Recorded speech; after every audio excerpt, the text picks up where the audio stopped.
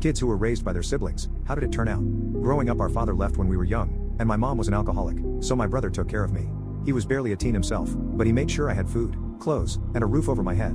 I never once saw him complain, even when he worked 2, sometimes 3 jobs just to keep the lights on. He always told me school was the most important thing. You're gonna get out of here one day, he used to say, and I believed him because he believed in me.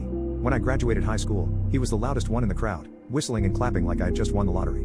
That night, we sat on the roof of our crummy apartment, sharing a cheap pizza and looking at the stars. He told me he was proud of me. I told him I wouldn't have made it without him. A few months later, he got sick. It happened fast. One day he was fine, cracking jokes and making sure I ate, and the next he could barely get out of bed. He still tried to take care of me, even when his body was failing him. He made me promise I wouldn't drop out like he did. I promised. After he passed, I didn't know how to move forward. The world felt empty without him. Then I found out he had left everything to me. Every dollar he had saved, every bit of money he could spare, it was all for me to go to college and finally leave that house. Even when he was gone, he was still looking out for me.